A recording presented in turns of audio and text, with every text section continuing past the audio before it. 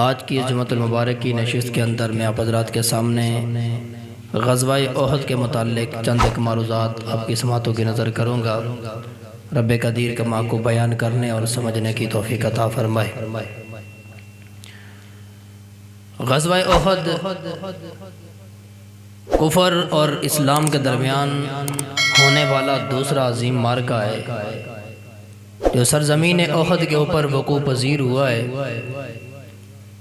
احد ایک پہاڑ کا نام ہے جو مدینہ سے 3 میل کے فاصلے کے اوپر واقع ہے، اور یہ وہ پہاڑ ہے کہ جس پہاڑ کے متعلق میرے آقا حضور سرکار مدینہ صلی اللہ علیہ وسلم نے فرمایا کہ یہ احد پہاڑ یہ جنتی پہاڑوں میں سے ایک پہاڑ ہے۔ اور دوسرے مقام پہ میرے آقا حضور سرکار مدینہ فرماتے ہیں ھذا جبل احد یحبنا ونحبہ، یہ احد پہاڑ ایسا پہاڑ ہے جو مجھ مصطفیٰ سے پیار کرتا ہے اور ہم اس احد پہاڑ سے پیار کرتے ہیں۔ تو چونکہ یہ غزوہ احد اسی پہاڑی کے دامن کے اندر احد کے میدان میں وقوع پذیر ہوا، تو اس مقام کی مناسبت سے اسے غزوہ احد کہا جاتا ہے۔ اس غزوہ احد کا سبب اور وجہ کیا تھی، یہ کیوں رونما ہوا ہے، کیوں وقوع پذیر ہوا ہے؟ تو یاد رکھیں اس کا سبب یہ تھا کہ اس سے قبل ماہ رمضان المبارک کے اندر ایک عظیم معرکہ مسلمانوں اور کفار کے درمیان رونما ہوا تھا جسے غزوہ بدر کہا جاتا ہے۔ 17 رمضان المبارک کو یہ غزوہ بدر کے مقام پر وقوع پذیر ہوا تھا، جس غزوہ بدر کے اندر کفار کے بالخصوص قریش کے اور بنو امیہ کے بڑے بڑے سردار قتل ہو گئے تھے۔ 70 کی تعداد میں کفار مارے گئے تھے، اور جو مارے گئے قتل ہوئے، جو واصل جہنم ہوئے، وہ کوئی معمولی یا نارمل قسم کے انسان نہیں تھے، بلکہ اپنے قبیلے کے بہت بڑے بڑے سردار تھے اور تگڑے قسم کے انسان تھے۔ اور پھر 70 کفار اسی غزوہ بدر کے اندر قید بھی ہوئے تھے۔ اب اس غزوہ بدر کے بعد چونکہ کفار کا یہ انداز ہوتا تھا کہ وہ جب تک اپنے مقتولوں کے خون کا بدلہ نہیں لے لیتے تھے تب تک انہیں چین اور سکون نہیں آیا کرتا تھا۔ ان کے اندر انتقام کی آگ ہمیشہ بڑھتی رہتی تھی۔ اب جب غزوہ بدر میں ان کے 70 کی تعداد میں بڑے بڑے سردار مارے گئے قریش کے اور بنو امیہ کے، اب پہلے تو ان کی تدفین کا سلسلہ ہوا، ماتمداری کا سلسلہ ہوا، لیکن جب ماتمداری سے قریش، مکہ والے اور دیگر بنو امیہ والے فارغ ہوئے تو اب چند لوگ ابو سفیان کے پاس حاضر ہوئے اور حاضر ہو کر عرض کرتے، ابو سفیان آپ کو پتہ ہے مسلمانوں نے ہمارا خاصا نقصان کیا، ہمارا بہت بڑا نقصان کیا، ہمارے بڑے بڑے سردار مارے، لہٰذا ہم نے مسلمانوں سے ان ایک ایک مقتول کے خون کا بدلہ لینا ہے، اور جب تک ہم اپنے ایک ایک مقتول کے خون کا بدلہ نہیں لے لیتے نا تب تک ہم سکھ کا سانس کبھی بھی نہیں لیں گے۔ لہٰذا ہماری گزارش یہ ہے کہ اس سال قریش کی جو مشترکہ تجارت ہے اس سے جتنا بھی منافع حاصل ہوا ہے وہ سارا کا سارا منافع جنگ کے اندر استعمال کیا جائے، اسی منافع سے، اسی مال و دولت سے جنگی آلات، جنگی ساز و سامان خریدا جائے تاکہ ہماری پاور کے اندر مزید اضافہ ہو، ہم پوری تیاری کے ساتھ میدان کے اندر اتریں، مسلمانوں کے ساتھ مقابلہ بھی کریں اور مسلمانوں سے اپنے مقتولوں کے خون کا بدلہ بھی حاصل کر سکیں۔ یہ کس نے کہا؟ یہ چند کفار نے ابو سفیان کے پاس جا کر ریکویسٹ پیش کی، عرضی پیش کی، اس لیے کہ کافر بھی جانتے تھے اگرچہ انہوں نے ابھی ایک مقابلہ کیا تھا، ایک جنگ لڑی تھی مسلمانوں سے غزوہ بدر کی صورت میں، لیکن ایک ہی جنگ سے کفار کو اتنا اندازہ ہو گیا تھا مسلمانوں کی اگرچہ تعداد بھی کم ہے، مسلمانوں کے پاس اگرچہ سواریاں بھی کم ہیں، مسلمانوں کے پاس اگرچہ اسلحہ بھی کم ہے، تلواریں بھی کم ہیں، ان کے پاس زریں بھی کم ہیں، لیکن یہ جو مسلمان ہوتا ہے جس کے دل میں ایمان کی دولت ہوتی ہے، اس کے اندر جو جذبہ ایمانی ہوتا ہے، اس جذبہ ایمانی کی بدولت یہ مسلمان اپنے نبی کی عشق میں اور اپنے خدا کی رضا کے لیے اور دین مصطفیٰ کی بقا اور سربلندی کے لیے یہ مر مٹنے کے لیے تیار ہو جاتا ہے۔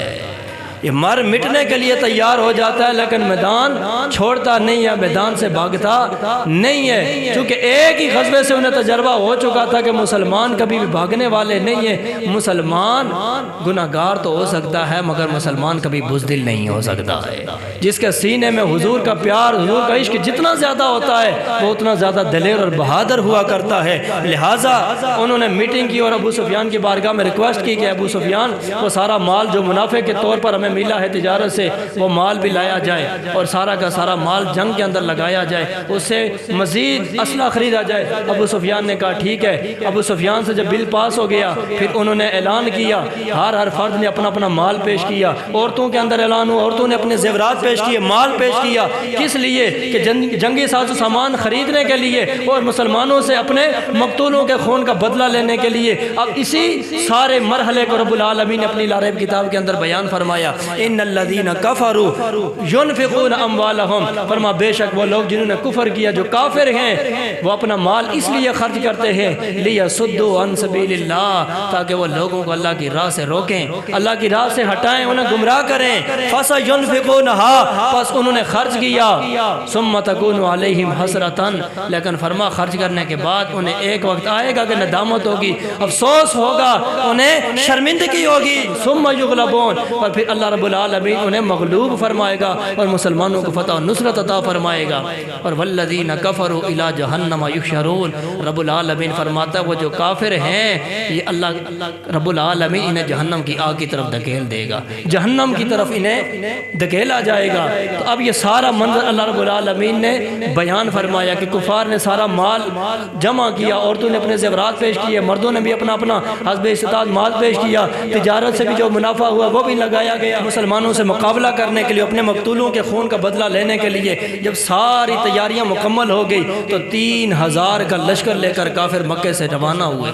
کتنے؟ 3000 کا لشکر، 3000 کی فوج پوری تیاری کے ساتھ، پورے ساز و سامان کے ساتھ، سواریوں کے ساتھ، آلات اور ظروف کے ساتھ، پوری جنگی تیاری کے ساتھ روانہ ہوئے مکے سے 3000 کا لشکر لے کر۔ اب ادھر مکے کے اندر میرے آقا حضور سرکار مدینہ صلی اللہ علیہ وسلم کے چچا رہتے تھے جن کا نام حضرت عباس رضی اللہ تعالیٰ عنہ ہوتا۔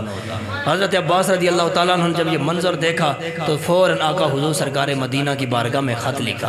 اب حضرت عباس بدر کے موقع پر آپ مسلمان ہو چکے تھے لیکن آپ نے ابھی اظہار اسلام نہیں کیا تھا، کفار کو یا مکے والوں کو نہیں پتا تھا کہ عباس نے کلمہ پڑھا ہے کہ نہیں۔ آپ کا چونکہ اسلام مخفی تھا تو آپ نے خفیہ طریقے سے آقا حضور سرکار مدینہ کو خط لکھا کہ کافر پوری تیاری کے ساتھ مکے سے روانہ ہو چکے ہیں مدینے کے اوپر اور اہل مدینہ کے اوپر حملہ آور ہونے کے لیے، اور آپ سے غزوہ بدر کا انتقام لینے کے لیے پوری تیاری کے ساتھ روانہ ہو چکے ہیں۔ اب جب خط چلتا ہوا میرے آقا حضور سرکار مدینہ کی بارگاہ میں پہنچا، میرے آقا حضور سرکار مدینہ نے دیکھا چچا کا خط آیا ہے۔ میرے آقا حضور نے 2 جوانوں کو بھیجا، فرما جاؤ رپورٹ لے کر آؤ کیا صورتحال ہے، وہ قافلہ وہ لشکر کافروں کا کہاں پر پہنچا ہے، کس کیفیت میں ہے، کتنی تعداد ہے۔ وہ 2 نوجوان کے جا کر پورا معائنہ کیا اور واپس آ کر آقا حضور کی بارگاہ میں رپورٹ پیش کی۔ آقا حضور وہ 3000 کا لشکر کم و پیش لے کر آئے ہیں اور پوری تیاری کے ساتھ آئے اور مدینہ کے بالکل قریب آ چکے ہیں، لہٰذا اب جنگی تیاری کی جائے۔ میرے آقا حضور سرکار مدینہ کی بارگاہ میں جب رپورٹ پیش ہوئی نا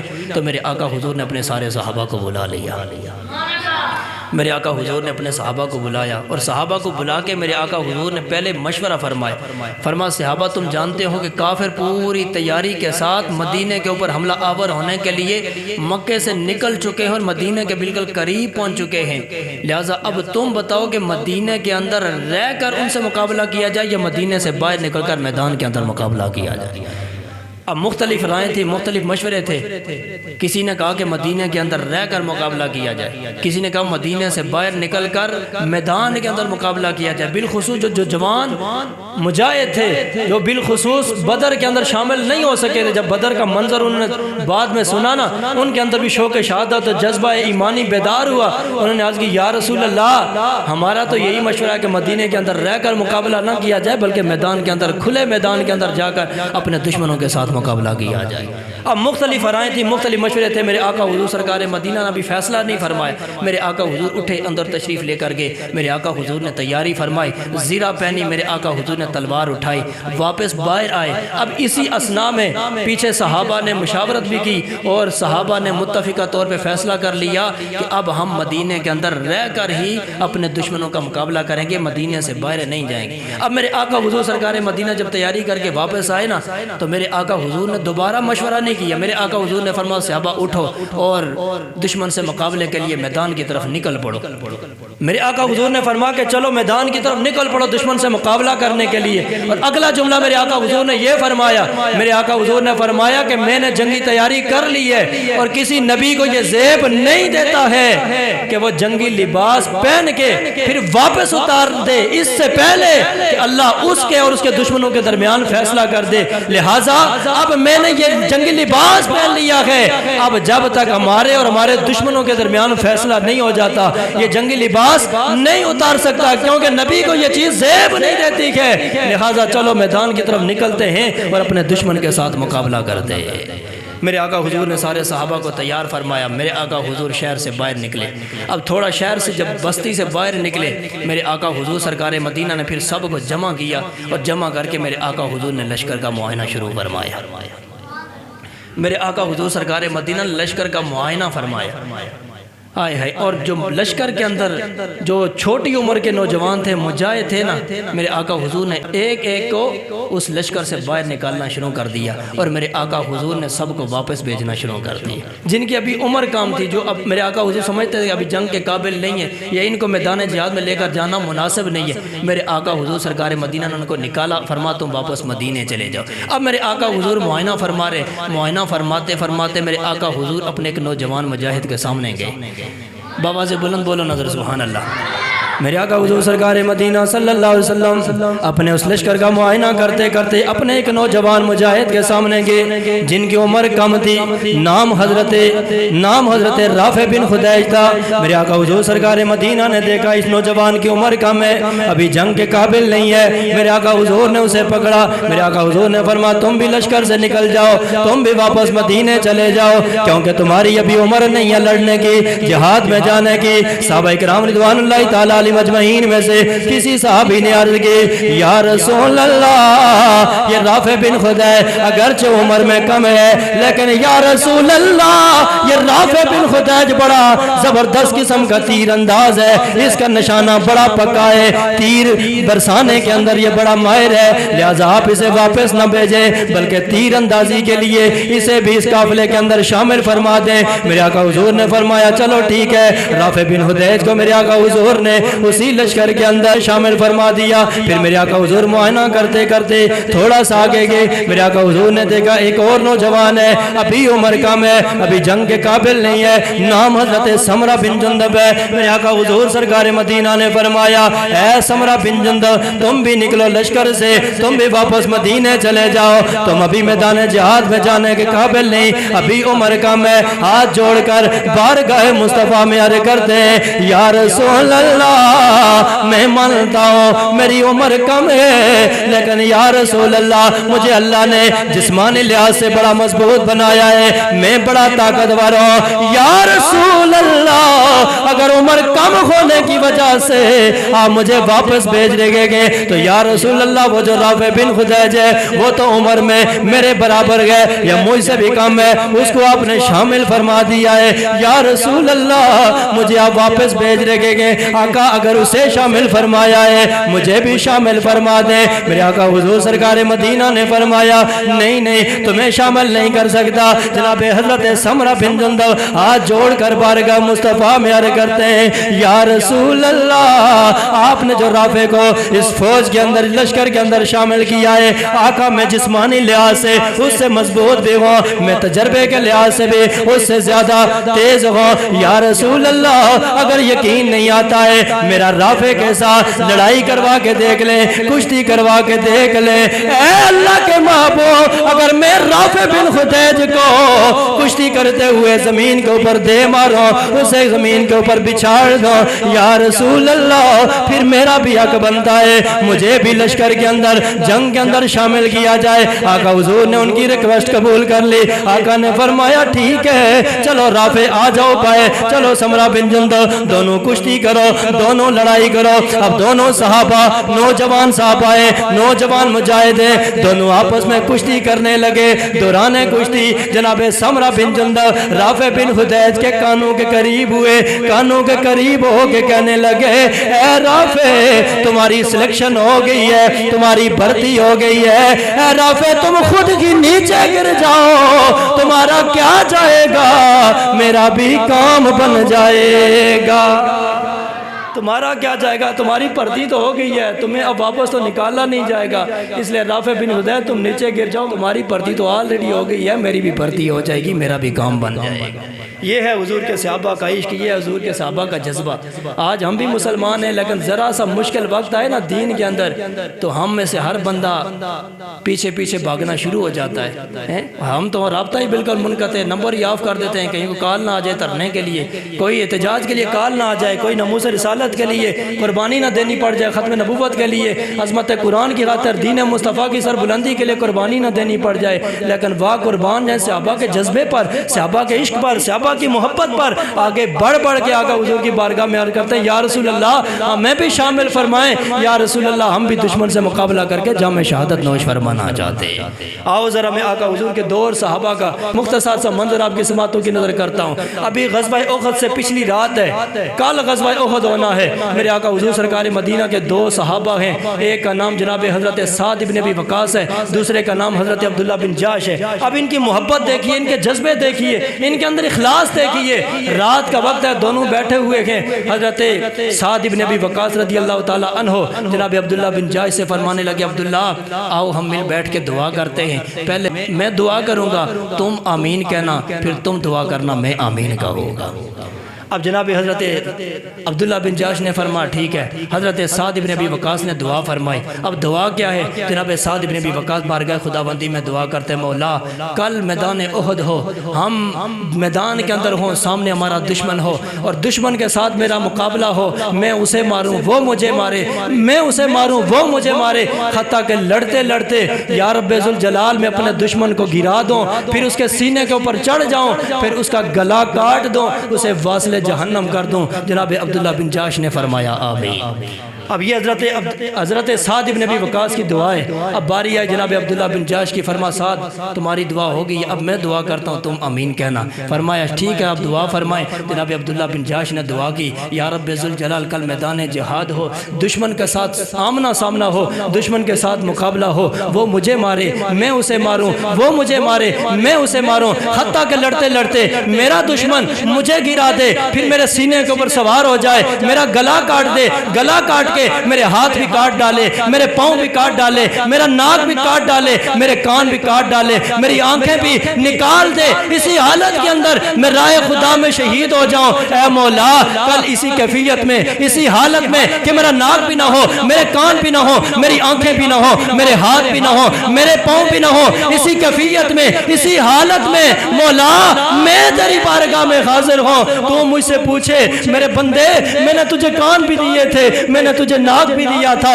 میں نے تجھے آنکھیں بھی دی تھی، اچھی بھلی صورت دی تھی، تجھے ہاتھ بھی دیے تھے، پاؤں بھی دیے تھے، اے میرے بندے بتا یہ سب کچھ کدھر چھوڑ کے آیا گئے؟ تو بارگاہ خداوندی کے اندر عرضی پیش کروں، مولا فیک و فی رسولک، مولا سب کچھ دیا تھا، اچھی بھلی صورت دی تھی، اچھا بھلا جسم دیا تھا، مولا جو کچھ بھی دیا تھا سب کچھ تیرے اور تیرے رسول کے نام پہ قربان کر کے آ گیا۔ یہ ہے حضور کے سرکار مدینہ کے صحابہ کا جذبہ، یہ ہے ان کی محبت۔ اللہ اکبر۔ پھر جب دوسرا دن آیا، میرے آقا حضور سرکار مدینہ صلی اللہ علیہ وسلم، فجر کا وقت ہے، میرے آقا حضور غزوہ احد کے اندر، احد کے میدان کے اندر پہنچے۔ میرے آقا حضور سرکار مدینہ صلی اللہ علیہ وسلم نے جناب بلال سے فرما، بلال اذان کہو۔ کیا کیفیت ہوگی جب جناب بلال نے بلند مقام کے اوپر کھڑے ہو کر اذان کہی ہوگی۔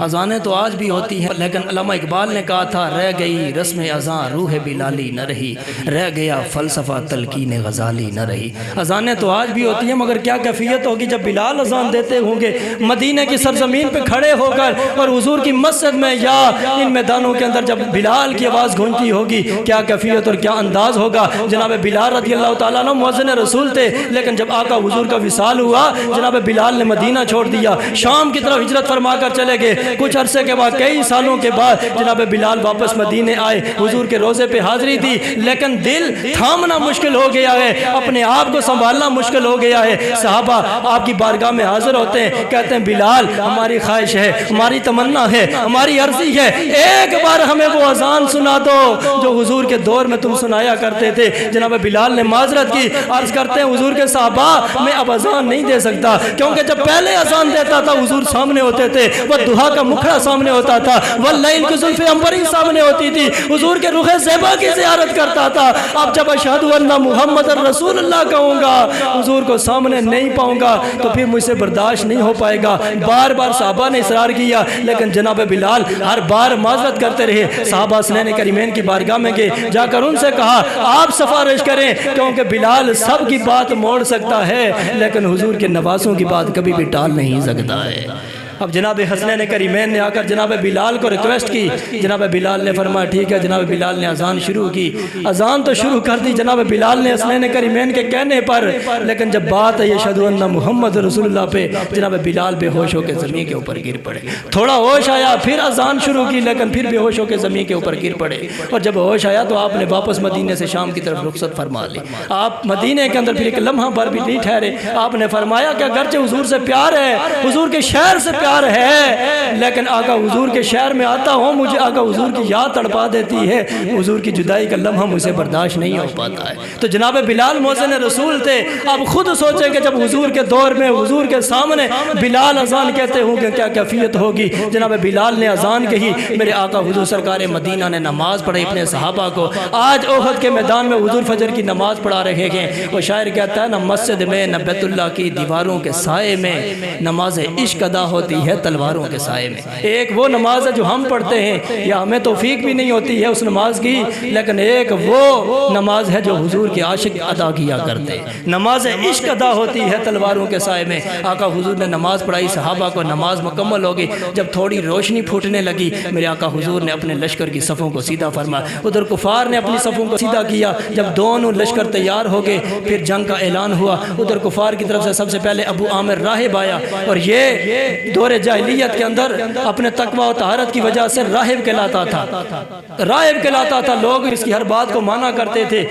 اب آقا حضور سرکار مدینہ صلی اللہ علیہ وسلم کے اعلان نبوت کے بعد اب لوگ تو اسے بھول ہی چکے تھے، لیکن جب غزوہ احد آیا سب سے پہلے یہ باہر آیا اور آ کر مسلمانوں کو مخاطب کر کے کہنے لگا، او حضور کا کلمہ پڑھنے والوں، جانتے ہو میں کون ہوں؟ میں ابو عامر راہب ہوں۔ اس نے سوچا کہ شاید یہ میرے پرانے میرے فالور ہیں، میرے فین ہیں، جب مجھے دیکھیں گے حضور کا ساتھ چھوڑ کر واپس آ جائیں گے۔ لیکن وہ کیا سمجھے، جس نے حضور کے مکھڑے کی زیارت کر لی ہے، جس نے محبت کی نگاہ سے ایک بار آقا حضور کے چہرے کی زیارت کر دی ہے، وہ ساری کائنات کو ٹھوکر مار سکتا ہے، لیکن مصطفیٰ کا در کبھی بھی نہیں چھوڑ سکتا ہے۔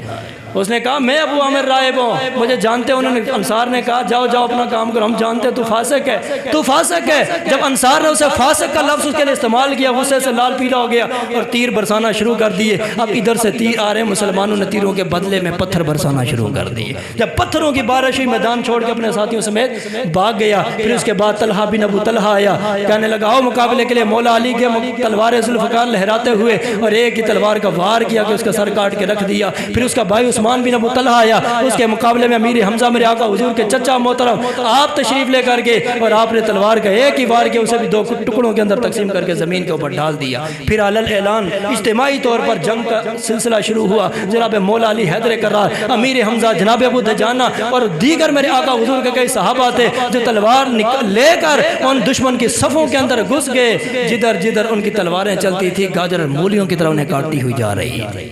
اب اسی اسنا میں میرے آقا حضور سرکار مدینہ صلی اللہ علیہ وسلم کے دستے پاک کے اندر ایک تلوار تھی۔ میرے آقا حضور نے اعلان فرما میرے صحابہ کون ہے جو یہ تلوار لے گا، جو اس تلوار کا حق ادا کرے گا؟ کئی صحابہ حضور کی بارگاہ میں یا رسول اللہ ہمیں عطا فرما دیجیے، اور انہی صحابہ میں ایک میرے آقا حضور کے صحابی جناب حضرت ابو دجانہ بھی تھے۔ وہ بھی بارگاہ مصطفیٰ میں عرض کرتے یا رسول اللہ یہ تلوار مجھے عطا فرما دے، یا رسول اللہ میں اس تلوار کا حق ادا کروں گا، یا رسول اللہ یہ تلوار مجھے عطا فرما دے، میں اس تلوار کا حق ادا کروں گا۔ میرے آقا حضور نے وہ اپنے دستے پاک سے تلوار ابو دجانہ کے ہاتھ میں تھمائی۔ جناب ابو دجانہ نے تلوار لی اور لے کر عرض کرتے یا رسول اللہ اب آپ ہی وضاحت فرما دیں اس تلوار کا حق کیا ہے، اس تلوار کا حق کیا ہے؟ میرے آقا حضور سرکار مدینہ نے فرمایا اس تلوار کا حق یہ ہے اس تلوار سے دشمن کے ساتھ اس انداز میں مقابلہ کیا جائے کہ یہاں تک یہ تلوار ٹیڑھی ہو جائے، اس وقت تک مقابلہ کیا جائے۔ ابو دجانہ عرض کرتے یا رسول اللہ یہ تلوار میں نے لے لی ہے، یا رسول اللہ میں وعدہ کرتا ہوں میں اس تلوار کا حق ہمیشہ عطا فرماتا رہوں گا۔ ابو دجانہ نے تلوار لی، صحابہ کہتے ہیں کہ آپ نے سرخ رنگ کا پٹکا اپنے سر پہ باندھا، تلوار لے کر دشمن کی صفوں کے اندر گھس کے جدھر جدھر وہ تلوار چلتی تھی نا گاجر اور مولیوں کی طرح انہیں کاٹتی ہوئی جا رہی تھی۔ پھر اسی طرح جناب مولا علی شیر خدا رضی اللہ تعالیٰ عنہ بڑی شجاعت کے ساتھ آپ لڑتے رہے، جناب امیر حمزہ بڑی شجاعت کے ساتھ لڑتے رہے، اور سب سے جو دردناک شہادت ہے اس غزوہ احد میں وہ جناب امیر حمزہ رضی اللہ تعالیٰ عنہ کی۔ اس کی وجہ یہ تھی کہ امیر حمزہ نے غزوہ بدر کے اندر بڑے بڑے کفار کے اور بنو امیہ کے سرداروں کو قتل کیا تھا، اور غزوہ بدر کے موقع پر ایک ہندہ نامی عورت ہے جس نے قسم اٹھائی تھی کہ میں اس امیر حمزہ سے بدلہ لوں گی اپنے مقتولوں کے خون کا اور اس کا کلیجہ چباؤں گی۔ قسم اٹھائی تھی جب تک اس کا کلیجہ نہیں چبا لیتی تب تک سکھ کا سانس نہیں لوں گی۔ اب اس نے قسم پورا کرنے کے لیے انتقام کی آگ کو بجھانے کے لیے اس نے ایک بندہ تیار کیا تھا جس کا نام وحشی تھا۔ وہ وحشی تاغ کے اندر بیٹھا ہوا تھا، امیر حمزہ آئیں تو ان کو قتل کروں گا۔ امیر حمزہ لڑ رہے تھے بڑی دلیری کے ساتھ، جدھر جدھر چلتے تھے تلوار چلتی ہوئی گاجر مولیوں کی طرح کفار کو کاٹتی جا رہی تھی۔ اچانک اوٹ سے اس وحشی نے موقع دیکھ کر حملہ کیا، نیزے سے خنجر مارا جو آپ کے پیٹ کے اندر پیوست ہو گیا۔ آپ نے پھر بھی کوئی پرواہ نہیں کی، تلوار لے کر آگے بڑھے، لیکن درد کی تاب نہ لاتے ہوئے آپ زمین کے اوپر گر پڑے۔ ادھر کفار آپ کے اوپر ٹوٹ پڑے اور آپ کو شہید کیا۔ پھر آپ کا گلا بھی کاٹا، آپ کے ہاتھ پاؤں، آپ کا ناک، آپ کے کان کاٹے، آپ کی آنکھیں بھی نکال دی۔ جناب امیر حمزہ رضی اللہ تعالیٰ عنہ جام شہادت نوش فرما گئے۔ میرے آقا حضور سرکار مدینہ صلی اللہ علیہ وسلم کو جب خبر ملی کہ امیر حمزہ شہید ہو گئے، میرے آقا حضور نے جب امیر حمزہ کی کیفیت دیکھی، ان کی حالت دیکھی، میرے آقا حضور سرکار مدینہ کی آنکھوں میں چھم چھم آنسو برسنا شروع ہو گئے۔ آقا حضور سرکار مدینہ رونا شروع ہو گئے۔ پھر میرے آقا حضور سرکار مدینہ وہاں سے واپس ہوئے، واپس آ رہے تھے، میرے آقا حضور سرکار مدینہ نے کیا دیکھا کہ آپ کی پھوپھی امیر حمزہ کی بہن وہ جا رہی ہے اپنے بھائی کی لاش دیکھنے کے لیے۔ میرے آقا حضور نے حضرت صفیہ کے بیٹے حضرت زبیر کو بلایا، فرمایا تمہاری ماں جا رہی ہے اپنے بھائی کی لاش دیکھنے کے لیے اور ان کی کیفیت ایسی ہے کہ دیکھنے کے قابل نہیں ہے۔ ایک عورت ہے کہ مرد بھی دیکھ کے برداشت نہیں کر سکتا ہے، اس لیے اپنی ماں کو روکو کہ وہ اپنے بھائی کی لاش کے اوپر نہ جائے، کیونکہ دیکھ کے وہ برداشت نہیں کر پائے گی۔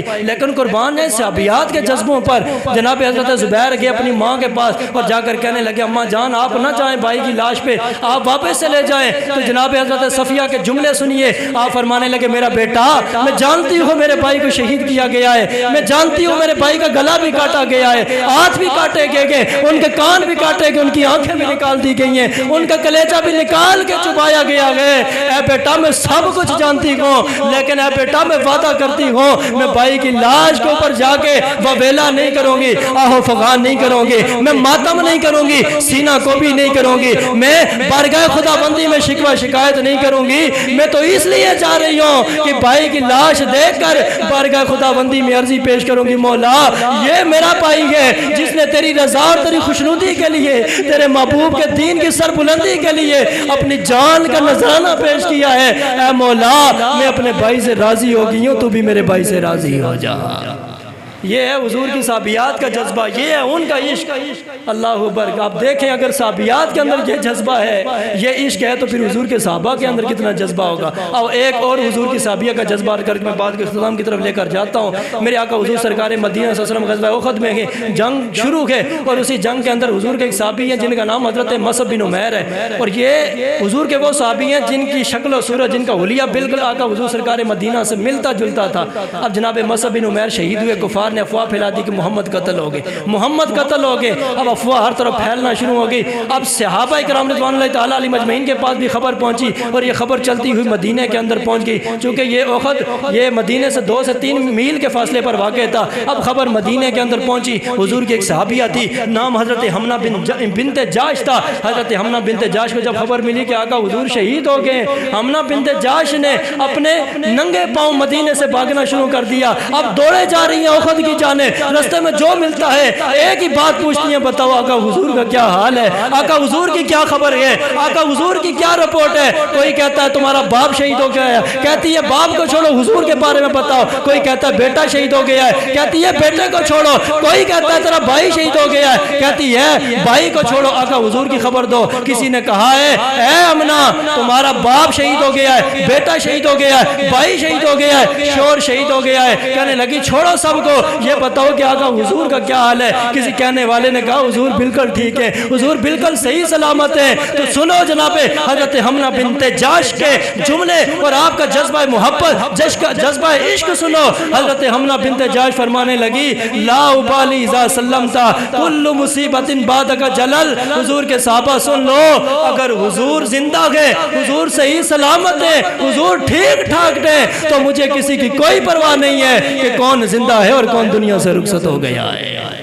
اگر حضور ہیں تو کسی کی کوئی پرواہ نہیں ہے، نہ باپ کی پرواہ ہے، نہ بیٹے کی پرواہ ہے، نہ بھائی کی پرواہ ہے، نہ شور کی پرواہ ہے، اس لیے کہ ہمارا جینا بھی حضور ہے، ہمارا مرنا بھی حضور ہے، ہمارا سب کچھ حضور ہے، ہماری زندگی کی رونقیں حضور ہے، ہماری زندگی کی بہاریں حضور ہے، ہمارا سب کچھ حضور ہے۔ اس لیے شاعر کہتا ہے کہ میری ساری خوشی آپ ہیں، آپ ہیں، میری ساری خوشی آپ ہیں، آپ ہیں، رونق زندگی آپ ہیں، آپ ہیں، رونق زندگی،